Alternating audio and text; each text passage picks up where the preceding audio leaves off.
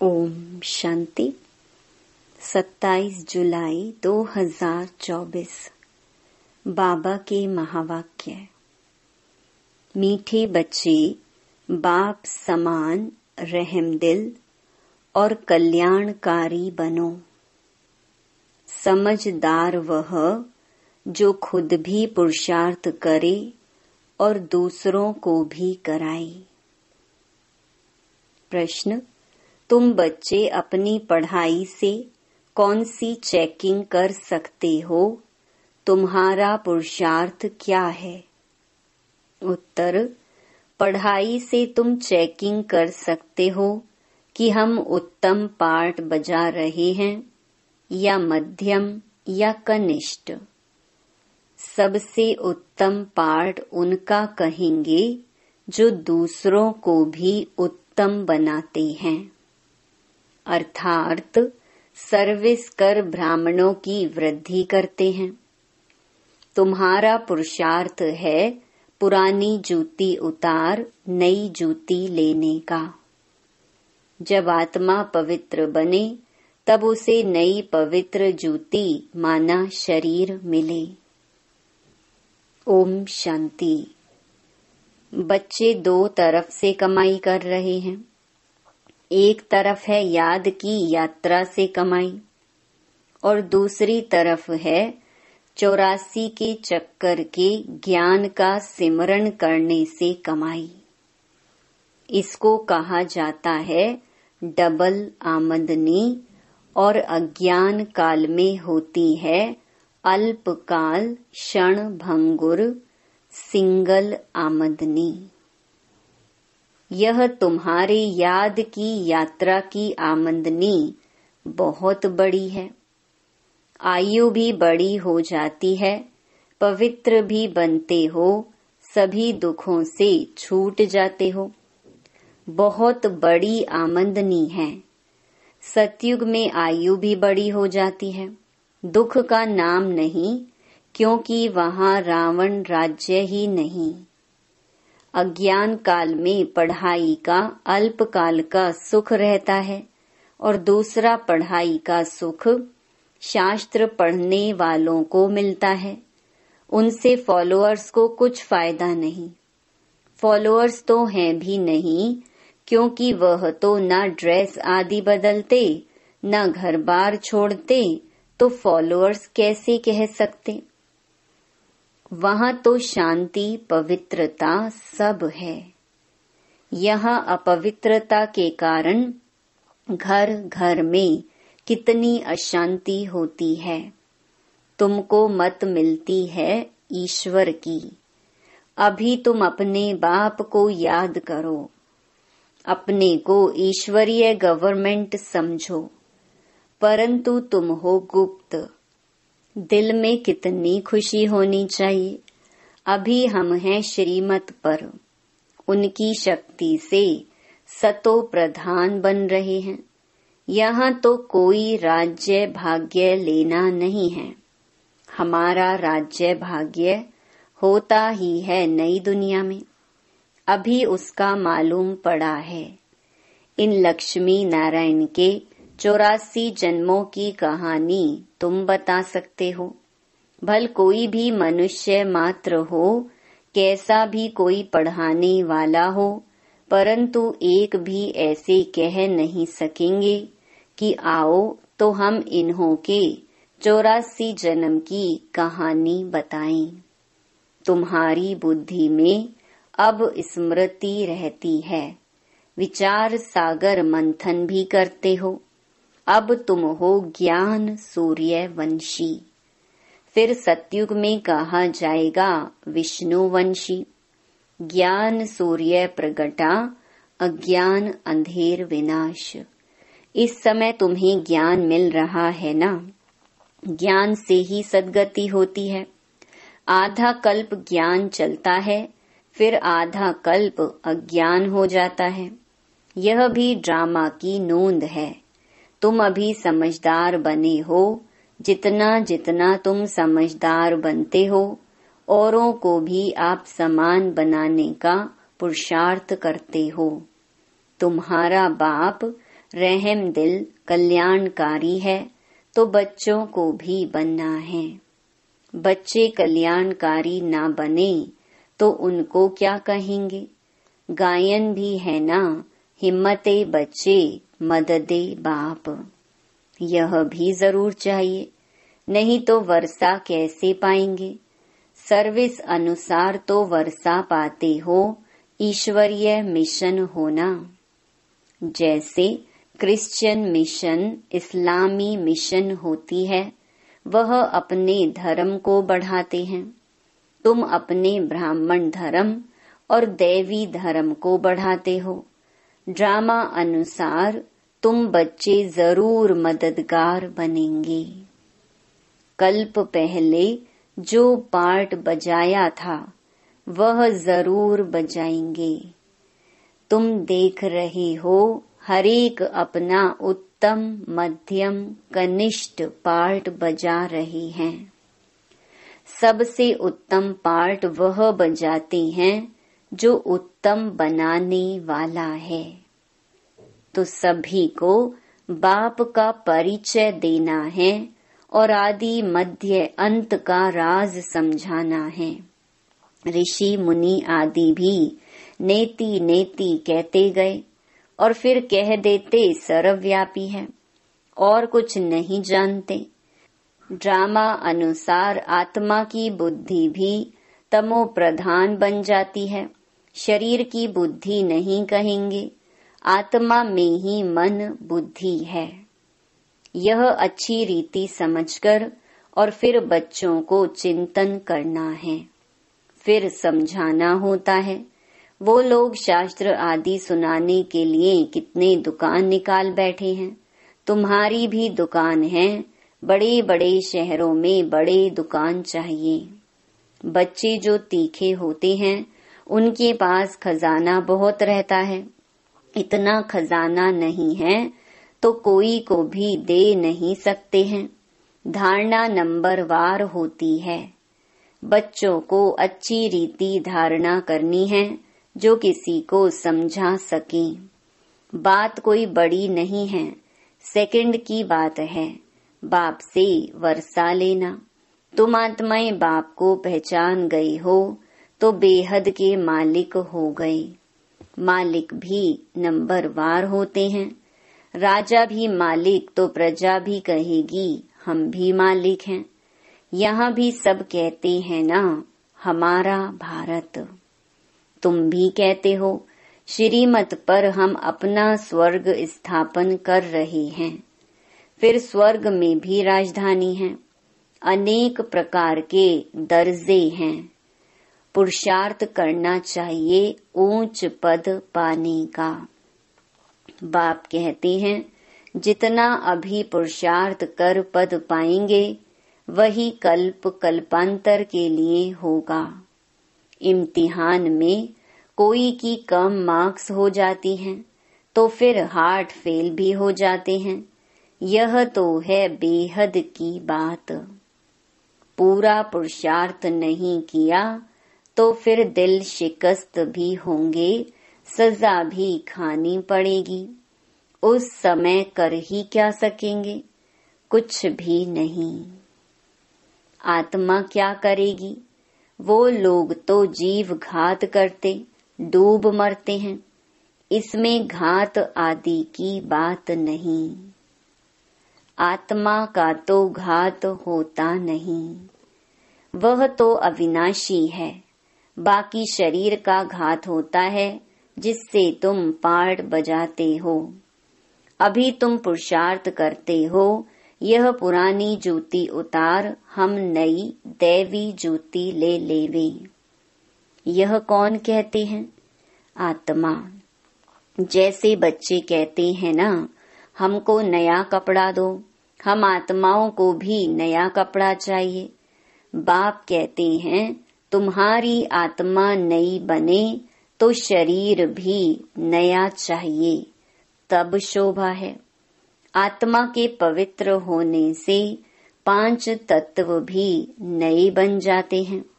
5 तत्वों का ही शरीर बनता है। जब आत्मा सतो प्रधान है तो शरीर भी सतो प्रधान मिलता है। आत्मा तमो प्रधान तो शरीर भी तमो प्रधान। अब सारी दुनिया के पुतले तमो प्रधान हैं।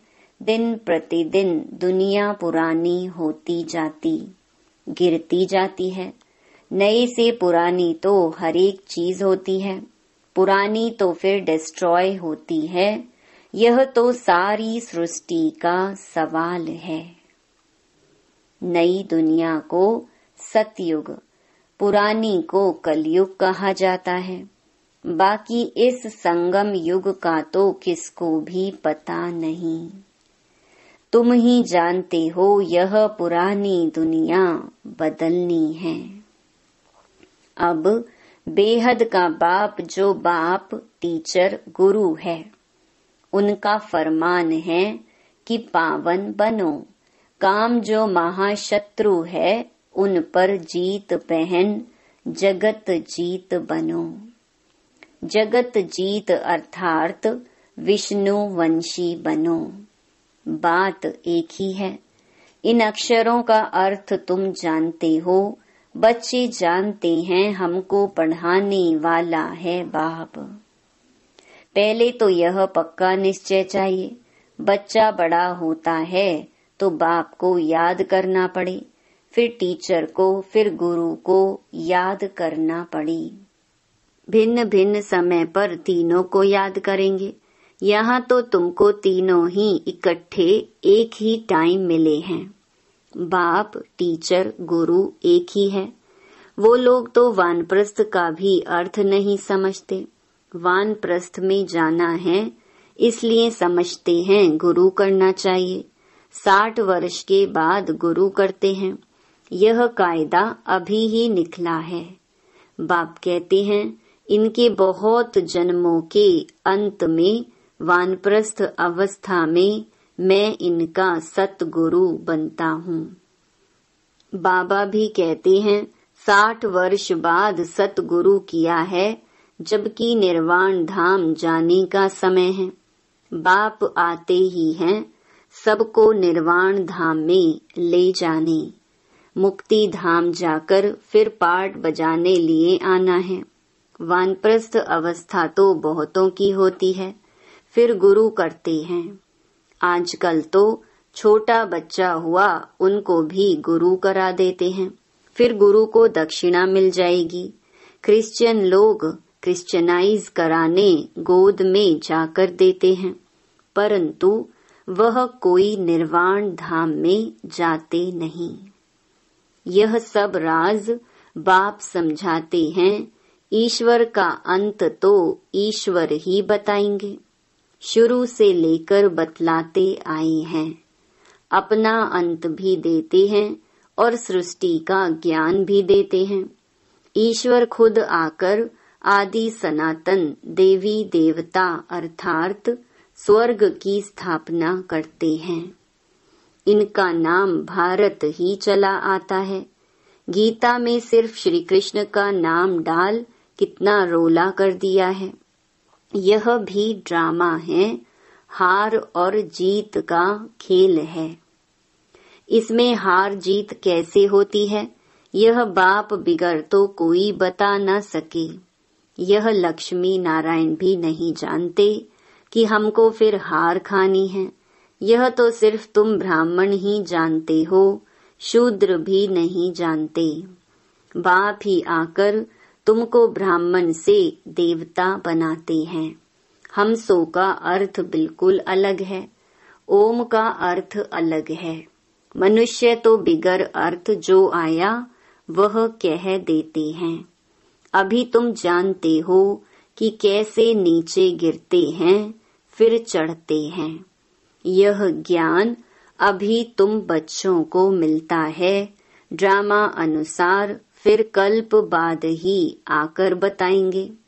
जो भी धर्म स्थापक हैं वह आकर फिर अपना धर्म अपने समय पर स्थापन करेंगे। नंबरवार पुरुषार्थ अनुसार नहीं कहेंगे, नंबरवार समय अनुसार आकर अपना अपना धर्म स्थापन करते हैं। यह एक बाप ही समझाते हैं। मैं कैसे ब्राह्मण फिर सूर्यवंशी चंद्रवंशी डायनेस्टी स्थापन करता हूँ। अभी तुम हो ज्ञान सूर्यवंशी, जो फिर विष्णुवंशी बनते हो। अक्षर बड़ी खबरदारी से लिखने होते हैं, जो कोई भूल ना निकाले। तुम जानते हो यह ज्ञान का एक एक महावाक्य रतन हीरे हैं।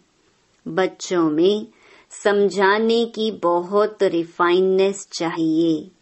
कोई अक्षर भूल से निकल जाए तो फट से राइट कर समझाना चाहिए। सबसे कड़ी भूल है बाप को भूलना। बाप फरमान करते हैं, माँ में कम याद करो, यह भूलना नहीं चाहिए। बाप कहते हैं, तुम बहुत पुराने आशिक हो। तुम सब आशिकों का एक माशूक है। वह तो एक दो की शक्ल पर आशिक माशूक होते हैं। यहाँ तो माशूक है एक। वह एक कितने आशिकों को याद करेंगे? अनेकों को एक को याद करना तो सहज है। एक कैसे अनेकों को याद करेंगे? बाबा को कहते हैं, बाबा हम आपको याद करते हैं, आप हमको याद करते हैं।